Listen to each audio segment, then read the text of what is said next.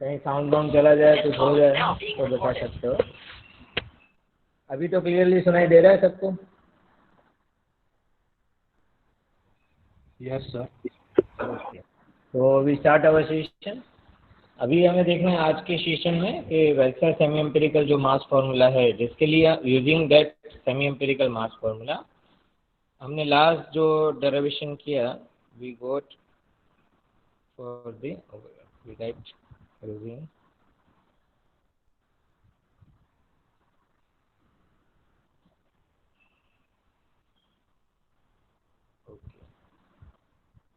using Weiser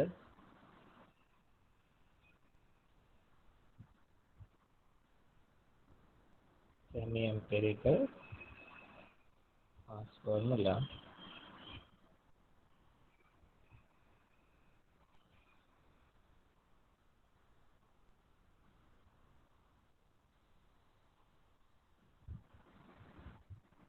okay using Weiser semi-empirical mass formula okay हमने पूरा अभी तो हमने सिर्फ बाइंडिंग एनर्जी के लिए ही वहाँ पर बताया। We derive the concept for binding energy. अब हमें जो रिलेशन मिल रहा है उसको हम एक बार लिख लेते हैं यहाँ पर, और वो सभी जगह पर वो रिलेशन हम यूज़ करेंगे। तो हमें जो रिलेशन मिल रहा था at the last we derive the whole relation that you can write volume term, that is AV into A minus surface जो टर्म बाइंडिंग एनर्जी डिक्रीज करता है वो लिख लीजिए A raise to 2/3 minus coulomb effect है A C Z into Z minus 1 divide by A raise to 1/3 okay minus write that part asymmetric effect into we can write n minus z the whole square divided by a और plus और minus delta term जो pairing effect वहाँ पर हम लिखते होंगे। और सभी कांस्टेंट की हमने वैल्यू कल लिख ली थी, ए वी ए एस ए सी, वो आपको याद होगा और आप बुक में से रेफरेंस में से ले सकते हो। वो कांस्टेंट टर्म आपको कहीं से भी मिल सकता है, एनी रेफरेंस बुक आप यूज़ करो वहाँ से आपको मिलेगा। Now we have to see application point of view. तो उनका एप्लीकेशन कहाँ कहाँ है, तो मैंने कल आपको एक बताया था कि एक एप्लीकेशन हमें देखना है कि फर्स्ट हमें देखना है कि ए नॉन है, okay A is known value, mass number हमें पता है, ए मतलब mass number, okay mass number known है। We have to find proton number, हमें प्रोटॉन नंबर कितना है to find that value, okay using this वेक्टर सेमी एम्पिरिकल मास फार्मूला। एक तो ये एप्लीकेशन हम देख सकते हैं। सेकेंड हम डिस्कस कर सकते हैं for that application mass parabola relation, okay वो भी नेचर में बढ़िया से उनका डिस्क्रिप्शन दिया है। तो mass parabola relation 130 number for the mass parabola relations में हमें जैसे कि आइसोबार फैमिली है, तो स्टेबल न्यूक्लियाइड है अनस्टेबल न्यूक्लियाइड है, उनके लिए ओड और इवन मास नंबर लेके हम पूरा मास पैराबोला का कंसेप्ट पढ़ सकते हैं। और third decay relation, mass energy से डीके का कंसेप्ट हम वहाँ पर देखेंगे और बहुत सारे वहाँ पर एप्लीकेशन है। Now we go for first application.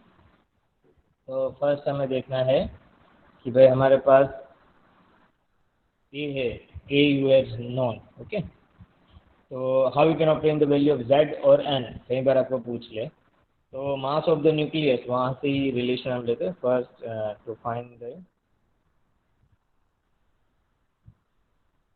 Value of Z and N neutron number, okay पहला हमारा ये रहेगा calculation, find the value of Z and N, okay. अभी मास ऑफ द न्यूक्लियस जो हम कैलकुलेट करते हैं, okay using semi empirical mass formula, हम पूरे वहाँ पर वो पूरी फार्मूला बना देते हैं। तो मास ऑफ द न्यूक्लियस जो हम लिखते हैं, तो right the mass of the nucleus. Okay, उनका रिलेशन क्या लिखते हैं? एनीवन पता है किसी को? मास ऑफ द न्यूक्लियस कैसे कैलकुलेट करते हो? मास ऑफ द न्यूक्लियस है तो उनका रिलेशन क्या होगा?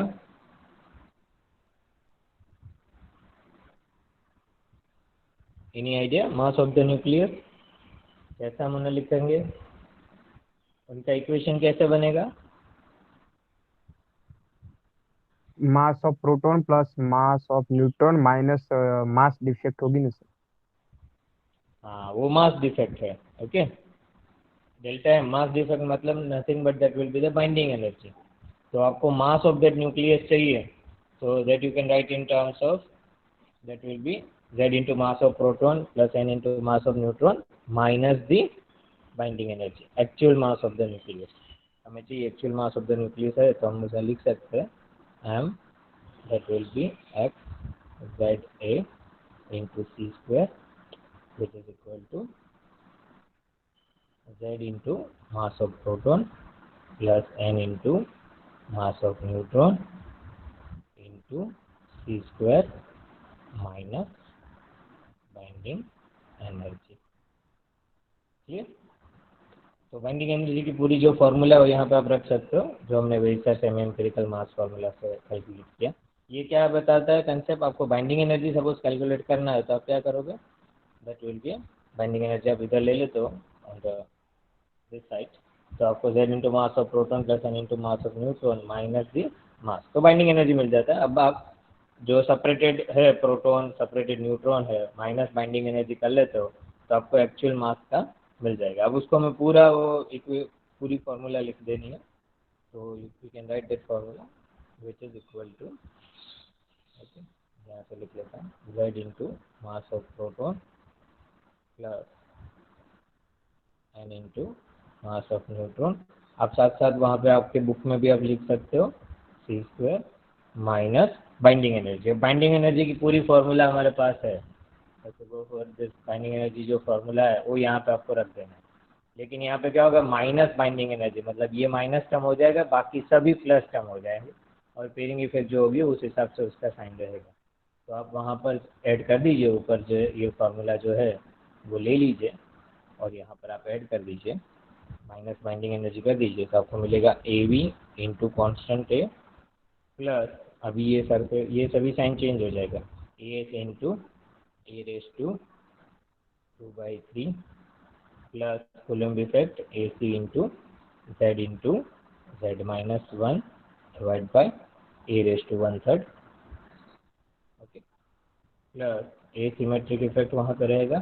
तो ए सिमेट्रिक इफेक्ट की फॉर्मूला लिख लीजिए, ए एस ए सिमेट्री और n माइनस z है, okay, that you can write in terms of, पहले हम लिख लेते हैं n माइनस z, और n को आप क्या लिख सकते हो? न्यूट्रॉन नंबर फाइंड करना होता है तो n यू कैन फाइंड, मैं इधर नीचे लिख देता हूँ, n you can find as a n equal to a minus z। तो n माइनस जेड की जगह पे हम ये फॉर्मूला लगा देते हैं, n equal to a minus Z. तो n माइनस जेड है तो a minus 2z divide by, क्योंकि हमें n पता नहीं है, हमारा क्वेश्चन है कि भाई how we can find the proton number, इनका पूरा हम एक ही फॉर्मूला में लेके जाते हैं, a minus 2z whole square, a minus 2z का square divide by a minus, okay, क्योंकि प्लस और माइनस डेल्टा टर्म हम ले रहे हैं, अब ए का एक्सप्रेशन है उस हिसाब से यहाँ पे प्लस और माइनस डेल्टा, और एन इक्वल टू हमारा जो रिलेशन है this will be A minus Z हमने यूज़ किया। तो ये पूरी ये फॉर्मूला बन जाती है आपका, एक्चुअल मास ऑफ न्यूक्लियस आपको कैलकुलेट करना है तो that you can calculate m into x S A into C square, तो आपको ये पूरा कंसेप्ट से कर सकते हैं। अब हमारे पास क्या है? गिवन ए है, ओके, और हमें एक्सप्रेशन फाइंड करना है z के लिए, तो हम उसे कैसे कर सकते हैं? कुछ हम आपको आइडिया दे सकते हो? If we know the mass हमें पता है, A we can known, capital A is known, वो वैल्यू हमें पता है। अब हमें करना तो कैसे कर सकते हैं, अब टोटल मास एनर्जी रिलेशन है, ये मास एनर्जी रिलेशन बन जाता है m into C square M C square, और वहाँ पर हम कर रहे हैं which is equal to the that part z into mass of proton plus n into mass of neutron into C square minus binding energy. Mass energy relation बन जाता है। वो मिनिमम कब होगा, is minimum at what value of z and corresponding that will be a stable nucleus.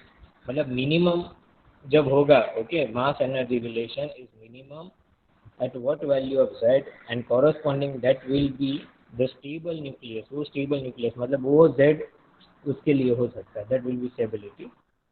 तो वहाँ पर हमें जो फाइंड करना है minimum mass energy for given a and that can be obtained by, उसे हम कैलकुलेट कर सकते हैं by differentiating that mass energy relation that you can differentiate with respect to z m c square, और इसको differentiate करना with respect to z और इसको इक्विवेलेंट टू 0 कर देना है।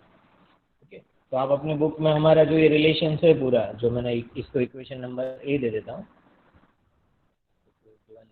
Asymmetric plus this term plus और माइनस डेल्टा, ये इक्वेशन नंबर में 1 दे देता हूँ।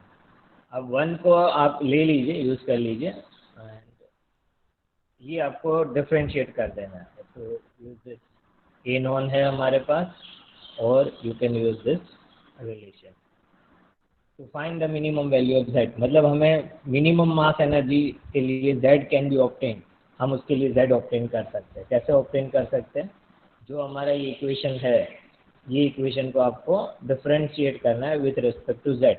तो इक्वेशन 1 को आप डिफरेंशिएट कीजिए with respect to z, equivalent to 0 कीजिए, और उसमें हम सिंप्लीफाई करते करते लास्ट एक फार्मूला हम बनाएंगे, और वो फार्मूला के बेस पे हमें कैलकुलेशन कर सकते हैं। ओके, वैसे भी इस पे क्वेश्चन भी पूछे जाते हैं, एक बार एंट्रेंस एग्जाम में इनके भी क्वेश्चन आ चुके हैं, तो हम आगे देखेंगे कैसे क्वेश्चन आते हैं।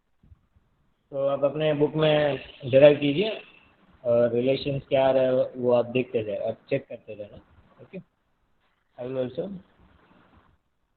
मैं भी साथ साथ आपके यहाँ पे डिफ्रेंशिएट कर देता हूँ, तो आपको दिक्कत ना आए। Now differentiating, okay, now we differentiating.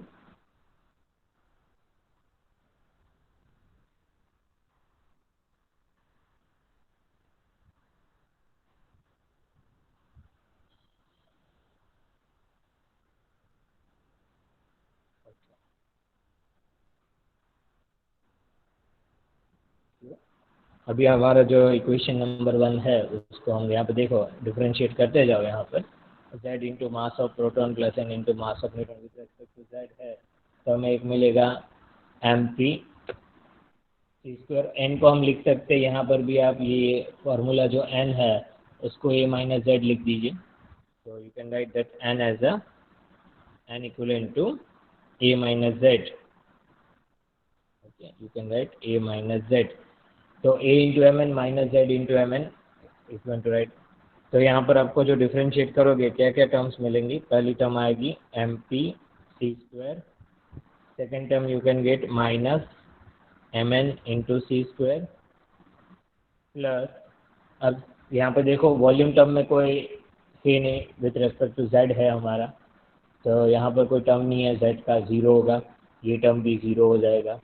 ये टर्म आपको कुछ मिलेगा, that is Z into Z square minus 1, तो 2z माइनस 1, और ये जो कांस्टेंट टर्म है वो लिख दीजिए। तो आपको जो constant A C divide by A raise to 1/3, और आपको जो टर्म मिलेगी वो 2z माइनस 1। ओके, अभी कहाँ पर z मिल रहा है, तो एक यहाँ पर एसिमेट्रिक इफेक्ट में z दिख रहा है। ओके, तो एसिमेट्रिक इफेक्ट का z वहाँ पर आप डिफ्रेंशिएट कर दीजिए, तो आपको जो रिजल्ट मिलेगा that will B plus, you can gate asymmetric divided by constant a, asymmetric divided by constant a। अब a into 2z a square minus, आपको जो रिजल्ट मिलेगा दैट विल बी 2 स्क्वायर 4 और z स्क्वायर, और 2 into 4az। तो आपको यहाँ पर उसका डिफ्रेंशिएट करोगे तो you can gate, first of all direct आप सिंप्लीफाई करके भी कर सकते हो, या तो आप उन्हें 2 into that you can a minus 2z, and the last जो -2z है उसका आपको रिजल्ट मिलेगा -2। और डेल्टा जो पेयरिंग इफेक्ट है that will B not much more affected. तो यहाँ पर वो जो पेयर है जो डेल्टा टर्म है that will B neglected for this calculation. तो आपको ये जो टर्म्स है यहाँ तक आपको कैलकुलेशंस में यूज़ करना है। अब इसको आपको सिंप्लीफाई करना है, थोड़ा उनको आप लिख लीजिए प्रॉपर्ली। तो आपको जो रिलेशन मिलेगा therefore MP C square minus MN C square, आपको एक पूरा टर्म मिलेगा विच इक्वल टू 0 और जो कांस्टेंट है वो कांस्टेंट ले लेना minus MN C square plus AC divide by a raised to 1/3 into 2z minus 1 plus a symmetric divided by a which is 2 to the 4 और minus 4a, okay, asymmetric divide by a, उसको आप simplify करोगे तो -4a plus 8z, okay. तो आपको दो term यहाँ पे मिल जाएगा asymmetric by a that is 2a minus 4z और फिर -2 से मल्टीप्लाई करोगे तो -4a plus 8z, okay, which is equal to 0। ये आपको टर्म मिल रहा है। अब उसको आपको सिंप्लीफाई कर देना है, जैसे कि MPC square minus MNC square ये टर्म मिल जाता है। z वाला यहाँ पे कॉमन ले लीजिए, फिर कांस्टेंट टर्म कॉमन ले लीजिए, उस हिसाब से आपको ये इक्वेशन सॉल्व कर देना है। आप साथ साथ करते रहना, बुक में आप चाहे तो अपने आप भी ये कैलकुलेट करते रहिए और आगे हमें सिर्फ सिंप्लीफाई करना है, फिर उनकी जो कांस्टेंट वैल्यू है वो हम प्लेस करके देखेंगे क्या आ रहा है। अभी हम देख लेते कि z वाला टर्म एक साइड ले लेते हैं और कांस्टेंट टर्म एक साइड ले लेते हैं, क्योंकि हमें z कैलकुलेट करना है। तो z आप ले लोगे, z कहाँ कहाँ पर है, क्योंकि यहाँ पर एक z मिल रहा है, एक z आपको यहाँ पर मिल रहा है, तो वो z टर्म हम ले लेते हैं। z टर्म को कॉमन निकाल के उसको लिखोगे तो आप 2 into AC a raised to 1/3 plus 8 into asymmetric, okay, asymmetric divide by a,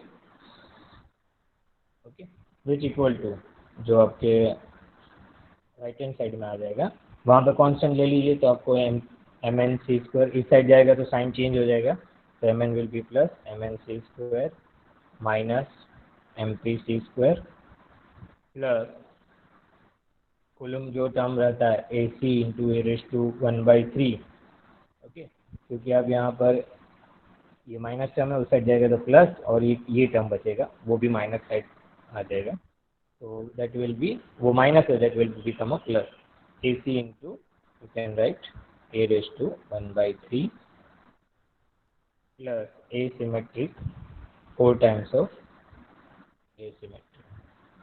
अब सिर्फ सिंप्लीफिकेशन हम कर रहे हैं, सिर्फ एक बार हमने ये इक्वेशन को डिफरेंशिएट कर दिया है, अब हम उन्हें थोड़ा सिंप्लीफाई फॉर्म में लेके आ जाते हैं क्योंकि हमें z कैलकुलेट करना है। और आप देखोगे तो ये पूरा रिलेशन आपको बन जाता है। ठीक है, आप साथ साथ अपने चेक कर लीजिए कि सही रिजल्ट आ रहा है नहीं आ रहा है, यू कैन चेक। अब वहाँ से आप ये फॉर्मूला बना सकते हो कि आपको z कैलकुलेट करना है, उसके लिए आपको z की एक रिजल्ट मिल जाती है, z इक्वल टू ये टर्म है वो डिनोमिनेटर में चला जाएगा, तो आप लिख सकते हो MN minus MP into C square plus AC divide by a raised to 1/3 plus 4 times of asymmetric effect divide by, that you can divide 2 into AC, 2 into AC divided by a raised to 1/3 plus 8 times of asymmetry divide by a। आपको ये result आ रहा होगा, okay. ये divide आप लिख सकते हैं, थोड़े बड़े अक्षर में आ चुका, लेकिन आपको ये रिलेशन मिलेगा z के लिए, that you can right equation number 2 भी दे सकते हो इन्हें, रिप्रेजेंट दिस इक्वेशन नंबर अब फिर आपको क्या करना है यहाँ पे, अभी इसकी आप देख लीजिए कि भाई mn है mass of neutron minus mass of proton into C square, तो उनका डिफरेंस है। फिर A C divide by A raise to one third है, ए सिमेट्रिक इफेक्ट है।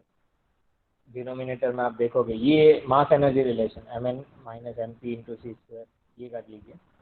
ओके, तो ये वैल्यू क्या क्या मिलेगी हम लिखते जा रहे हैं साथ साथ, तो आपको समझ आ जाए। तो z इक्वल टू, ये आप देखोगे value z equal to M N minus M P into C square, तो ये नियरली 0.782 MeV आपको मिलेगा।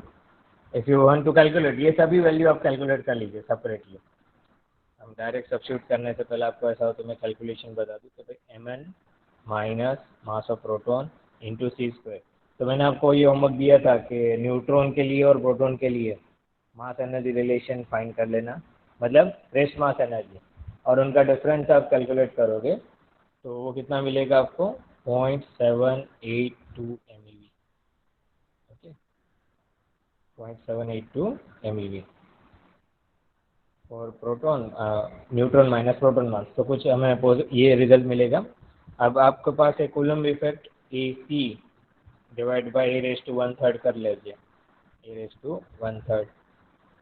तो कूलम्ब जो ए सी टर्म है वो कांस्टेंट कितना है आपको पता है, कल मैंने लिख के दिया था 0.72 MeV, वेरी वेरी माइन्यूट, और उसको भी डिवाइड करना है फिर से ए रेस टू वन थर्ड, तो वो भी 0.72 से कम ही मिलेगा, less than 0.72 MeV।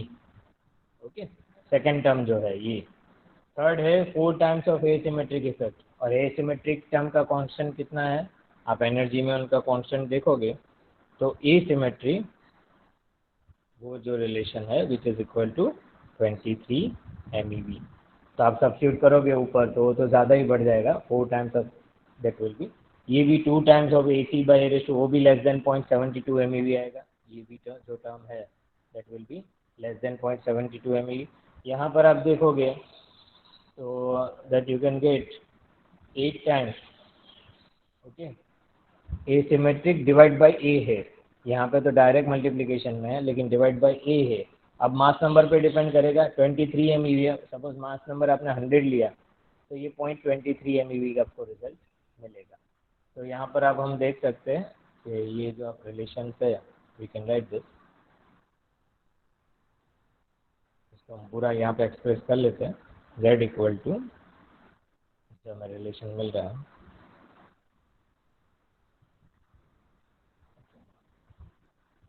That is mn minus mp into C square, आप चाहे तो साथ साथ लिख सकते हो, plus A C A raise to one third plus 4 times of asymmetric effect, और उसको हम डिवाइड कर देते हैं तो डिनोमिनेटर हमारा है 2 into A C divide by A raise to one third plus 8 times of asymmetry divide by A.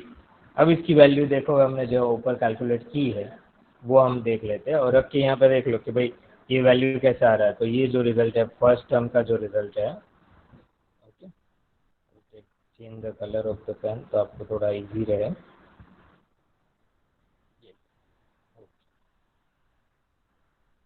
Okay, जो फर्स्ट हमारा टर्म है, ये टर्म जो है उसके लिए हमें रिजल्ट जो मिल रहा है that will be nearly 0.782 MeV, वो रिजल्ट मिल रहा है।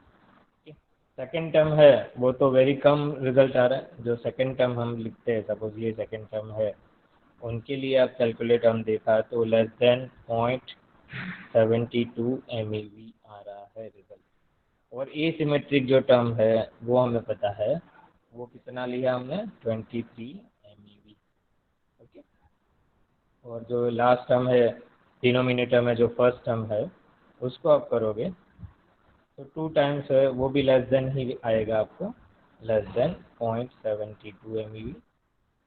और जो लास्ट टर्म है asymmetry divide by A, suppose mass number 50 है, मास नंबर 100 है, अप्रोक्सीमेटली ए इज हम लिख लेंगे ये हमारे पास 100 है, हमने लिया ये 100 लिया।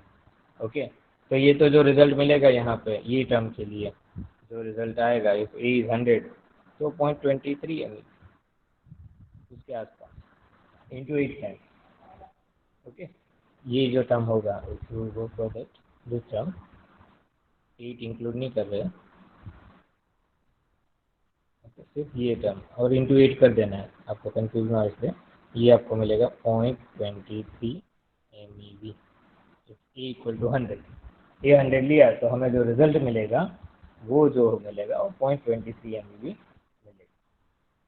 ओके, अब यहाँ पर आप देख सकते हो न्यूमरेटर में आप देखोगे तो 0.782 0.72 plus 23 MEV which will be higher. नीचे आप देखोगे वैल्यू तो 0.72 से कम प्लस 8 टाइम्स ऑफ 0.23 MEV। तो वैसा रिजल्ट मिल रहा है हमें आपको। तो ये पूरा जो रिजल्ट है उसको हम ये फॉर्म में लिख सकते हैं, यू कैन राइट दिस। और ये जो रिलेशन है उसको और सिंप्लीफाई करें तो हमें जो रिजल्ट मिलेगा z equal to maximum 0.782 MEV और 0.72 MEV वेरी वेरी माइनर। तो आपको ऊपर का जो रिलेशन है you can write that z equal to, इसी को हम सिंप्लीफाई करके लिख लेते हैं that you can get z equal to 4 times of asymmetric effect, okay, divided by जो हमारी टर्म है 2 into A C A raise to 1/3 क्योंकि डिनोमिनेटर में that will be affected 8 times asymmetry divide by capital A. Okay, अब multiplying both numerator and denominator by A, यही equation को देखो हमने क्या किया है, ये टर्म की ज़्यादा इफेक्ट यहाँ पे नहीं दिख रही है, ये टर्म और ये टर्म, इसलिए हम इसको और सिंप्लीफाई के मोड पे लिख सकते हैं that you can write in this term. ये नेचर आप यहाँ पर ये फॉर्मूला आप इसको इक्वेशन नंबर में 3 दे देता हूँ, you can use this equation number as a 3। और इसको अभी हम क्या करते हैं multiply and divide numerator and denominator by A, multiply both numerator and denominator, both numerator and denominator by a, by capital A। अब उसी को हम आगे लिखते हैं, कर दीजिए आप कैपिटल ए से, तो आपको जो z का रिलेशन मिल जाता है z equal to 4 into A times asymmetry divided by 2 into A C, और ए से मल्टीप्लाई कर रहे हैं तो आप यहाँ पे देखिए ए से आप मल्टीप्लाई करोगे ए रेज टू 1/3 और ए, तो 1 माइनस 1/3 दैट विल बी 2/3। तो आपको जो 2 into A C into A raise to 2/3 plus 8 times of asymmetric effect. अब यहाँ पर आपको क्या करना है, उनको थोड़ा और सिंप्लीफिकेशन करते जाओगे तो last you can get some standard formula जिससे हम z की वैल्यू कैलकुलेट कर सकते हैं। आप यहाँ से भी कर सकते हो, ऊपर के भी फार्मूला से कर सकते हो, ऐसा कोई नहीं है, बट वैसे हम और सिंप्लीफाई फॉर्म में कर सकते हैं कि जिससे हमें वो फार्मूला याद रहता है, हमें कोई भी z वैल्यू करना है कैलकुलेट तो ईजी कर पाए। तो हम उसे लिख सकते हैं 4 times of asymmetric term हम कॉन्स्टेंट ले लेते हैं और उसको लिख सकते हैं z equal to 4a divided by z equal to 4a, और ए सिमेट्री को अब नीचे ले लीजिए तो that relation you get 2 into A C A raise to 2/3 divide by asymmetry terms हम डिवाइड कर देते हैं न्यूमरेटर एंड डिनोमिनेटर प्लस 8, ये आपको रिजल्ट मिलेगा। और उसको आप और एक सिंप्लीफाई फॉर्म में लिख सकते हैं z equal to a/2, okay, that will be 2a, और उसको हम a/2 4 से 8 से डिवाइड कर दीजिए तो वहाँ पे 8 टर्म चला जाएगा, 1 हमें मिल जाएगा, 8 से हम डिवाइड कर देते हैं a/2 which is equal to 1 plus 1/4, और जो कॉन्स्टेंट टर्म है A C divide by asymmetry into A raise to 2/3, ये रिलेशन है।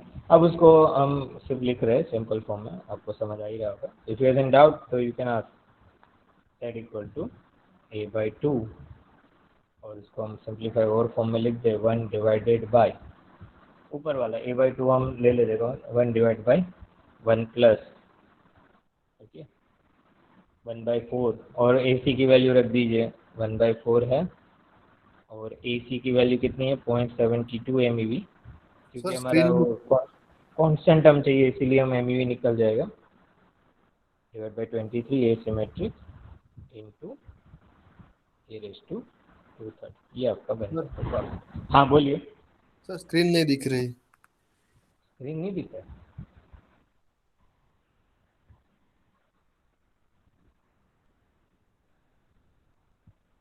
अभी दिख रहा है? नहीं सर। बाकी स्टूडेंट्स हाँ सर दिख रही दिखाई है दे सर। रही है। हमारे दिख दिखाई रही है दे ना? सर। हाँ हाँ। पार्थ आप एक बार अपना इंटरनेट चेक कर लीजिए। Okay sir. ओके अभी ये देखो हमारा ये पूरा आपको रिलेशन मिल जाता है। अभी इसका बस स्टैंडर्ड फॉर्मूला बन ही गया तो हम लिख सकते हैं z=a/2 हमारा जो टर्म है 1 डिवाइडेड बाय 1 प्लस फिर से मैं इसको एक बार रिवाइज कर दूंगा आपको तो आपको रिकॉल हो जाए कि हमने कौन से स्टेप कहाँ पे कैसे लिए 7 8 इंटू a⁻², मतलब ये कर दे तो 1/4 और 0.72/23 तो आपका रिजल्ट मिलेगा 0.0078 a⁻², ये आपका बन जाता है स्टैंडर्ड फॉर्मूला। फिर से एक बार हम रिवाइज कर लेते हैं इन्हें। तो आप देखिए हमने क्या लिया कि हमारे पास जो कल हमने डिराइव किया था वो बाइंडिंग एनर्जी का ये पूरा टर्म ले लिया इक्वेशन। उसकी एप्लीकेशन हम देख रहे हैं कि मास ऑफ द न्यूक्लियस कैसे फाइंड कर सकते हैं actual mass of the nucleus. तो mass into that element of the mass x z है इंटू c² उसको हमें फाइंड करना है। तो how you can find this, तो आपको फाइंड कर सकते हैं z/mp + n/mn into c² minus binding energy. तो जो बाइंडिंग एनर्जी लिया था आपने इक्वेशन वो पूरी यहाँ पर रख दीजिए तो आपको ये इक्वेशन नंबर 1 मिल जाएगा पूरा इक्वेशन z/mp। n की जगह पे आपको यूज़ करना है a - z mn into c² और ये पूरा इक्वेशन बन जाता है। अभी हमारे पास a नॉन है। पहले हमारा क्या है फर्स्ट एप्लीकेशन कि हमें फाइंड करना है value of z and n कि z क्या हमारे पास मास नॉन है तो आपको मिनिमम मास एनर्जी रिलेशन पे आपको z मिल सकता है। तो आप जो मास एनर्जी रिलेशन इक्वेशन कहते हैं ये इक्वेशन नंबर 1 को मास एनर्जी रिलेशन इक्वेशन कह सकते हो उसको डिफ्रेंशिएट कीजिए विद रिस्पेक्ट टू z और उसको इक्वेट कीजिए इक्वल टू 0 पे। तो हम इसको डिफ्रेंशिएट कर रहे हैं ये इक्वेशन नंबर 1 को इक्वल टू 0 कर रहे हैं तो ये रिजल्ट हमें मिला था और उसको बस हम सिंप्लीफाई ही करते जा रहे हैं। इसमें कुछ हमने नया नहीं किया। z टर्म हमने यहाँ पे लेके आ गए और कांस्टेंट टर्म हमने यहाँ पे लिख दिया z टर्म इस साइड लिखा LHS और RHS। फिर z इक्वल टू ये रिलेशन मिल जाता है डिवाइड बाय हमने डिनोमिनेटर में ये टर्म हमने पूरा डिनोमिनेटर में आपको। अब उसके कांस्टेंट टर्म ये कैलकुलेट करो mn - mp इंटू c² तो आपको 0.782 MeV।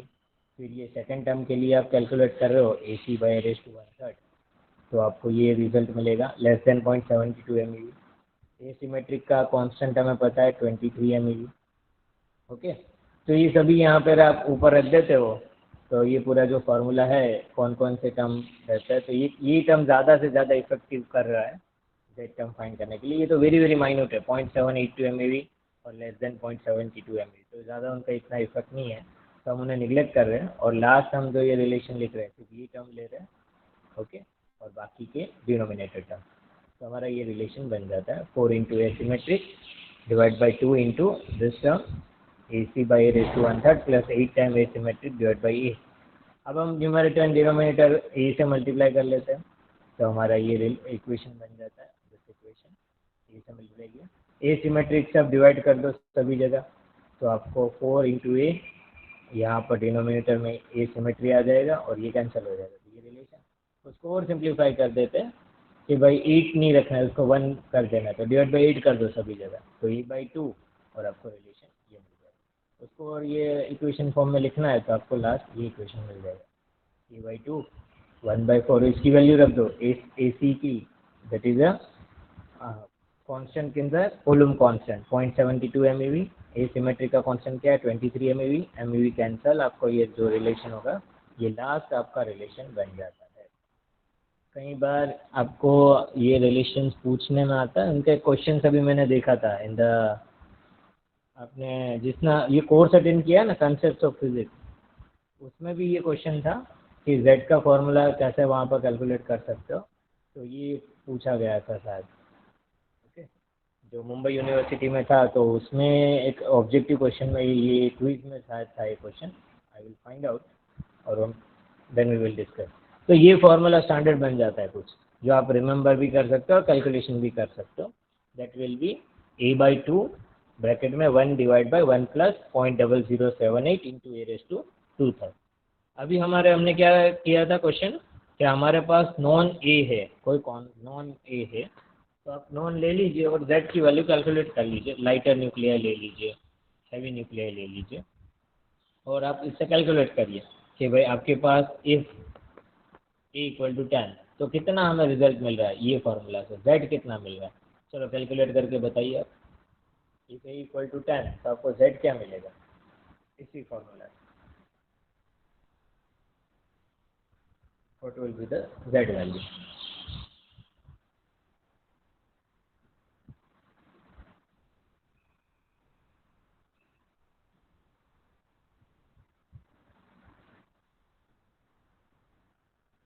फटाफट कर लीजिए। 1 डिवाइड बाई 1 प्लस 0.0078 और 10⁻²/3।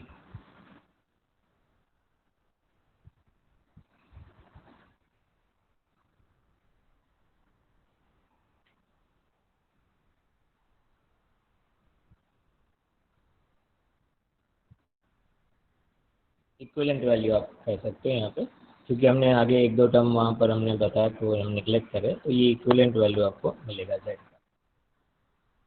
कितना मिल रहा है,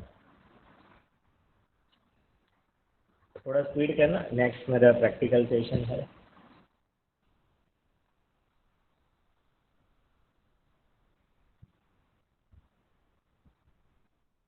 इफ a = 10 z क्या मिल रहा है,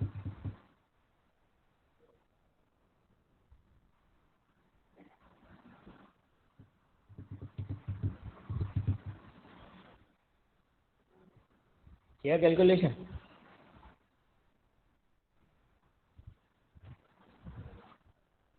one divide by 1 plus 0.0078 into 10⁻²/3 आपको क्या वैल्यू मिल रहा है।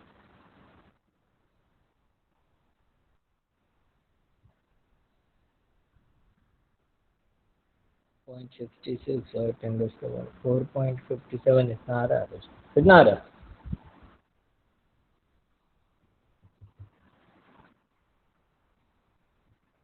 कैलकुलेशन कर रहे हो कि नहीं कर रहे हो।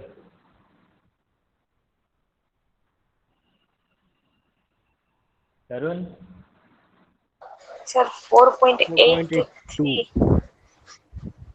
ओके, विशाल को 3.96 आ रहा है।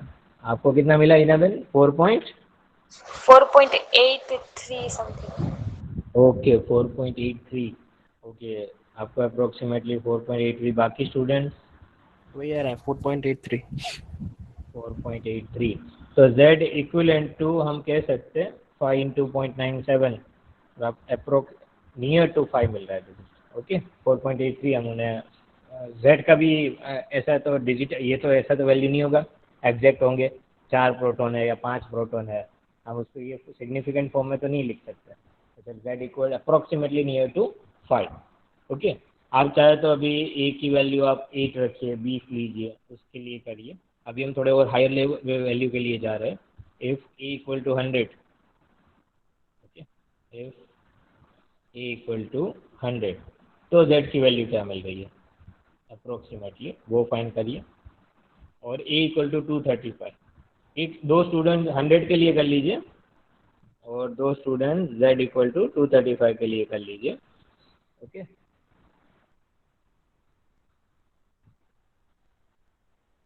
ओके राजन आप 235 के लिए करना, राजन है, फिर विशाल, आप लोग 235 के लिए कर लीजिए। हिना बेन, तरुण, वो सब a = 100 के लिए कीजिए। तो हमको z अप्रोक्सीमेटली क्या मिलेगा हम देख लेते हैं। ग्रुप में ऐसे साथ साथ कैलकुलेट कर लो, दो दो बंदे बाकी के लिए 100 के लिए, 235 के लिए।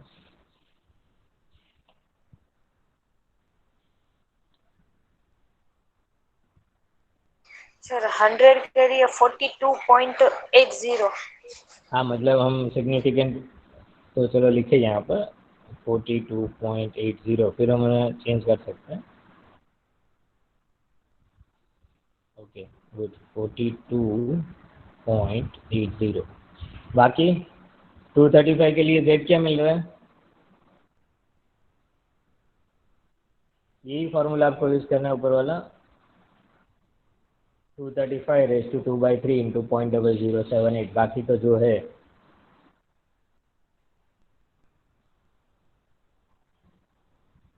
नकुम कितना मिल रहा है 235 के लिए?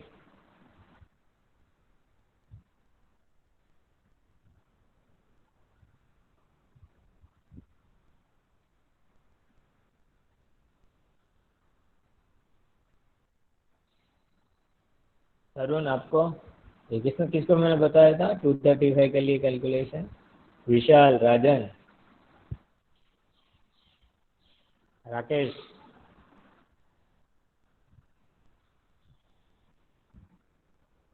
जिसको आंसर मिले, नॉट एनी बाउंड्री, जिन्हें मिले वो बता सकते हैं। थोड़ा स्पीड अप कीजिए।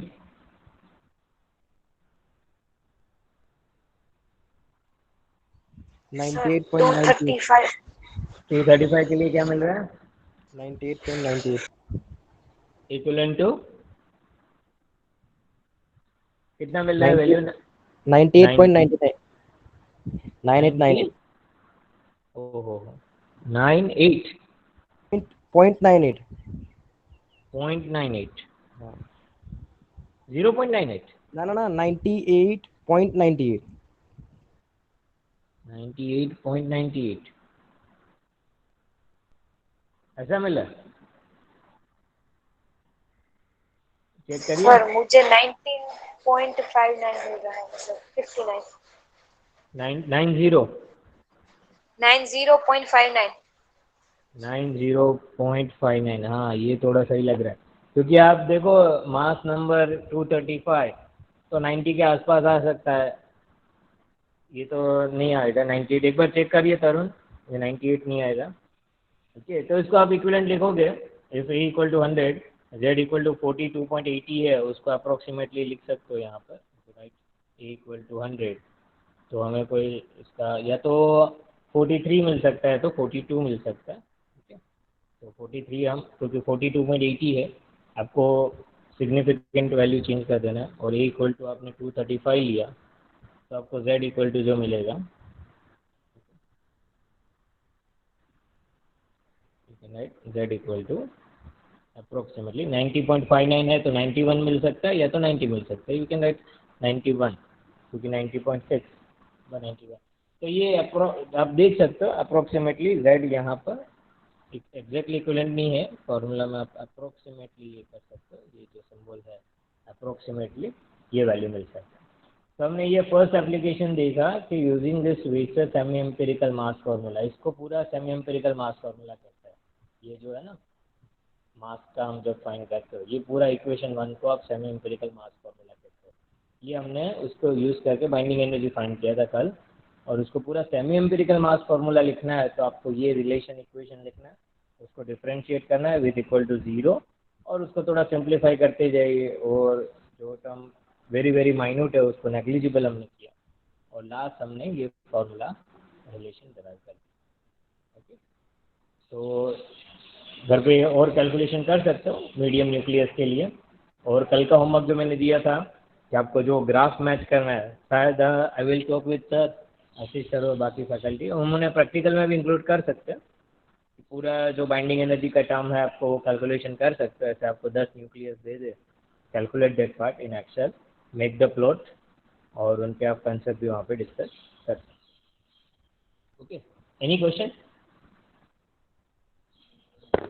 कोई क्वेश्चन हो तो पूछिए।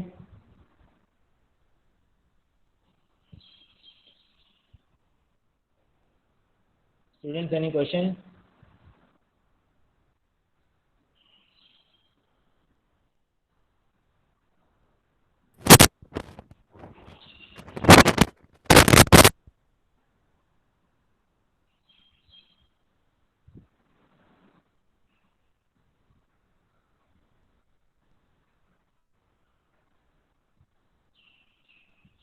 ओके, कोई क्वेश्चन नहीं है, समझ आया ना? Yes sir. ओके।